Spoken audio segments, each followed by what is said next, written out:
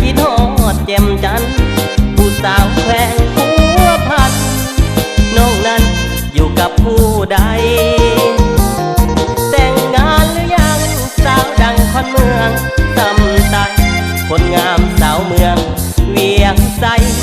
อายุไกลแต่ใจห่วงหาน้องสาวงามลือ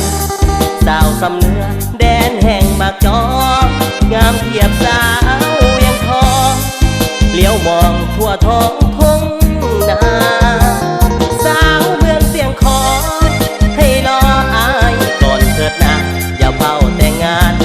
เด้อละเมืองแอดคนตาสาวสำนีสาวเมืองหัวเมืองอยากเคืองเด้อสาวทำลาสงกรานต์เมื่อบุญเดือนห้าสองเข้ามาเที่ยวตาดเสลยเดินชมเที่ยวทำท่านผู้นำสุขใจแท้แดนผู้สูงมีลมพัดเสยสมทำแท้โนหัวผ่านตอนหน้าเหียจากลาของฝากมามักจองมาขายนอไหลน้องแกงแซ่บหลายของกินอายดังแก้มควันตานอลันนอคมเคยต้มห่วมกินกันมาสาวงามอยู่ใต้ลุ่มฟ้าใส่จะมาที่กับสาว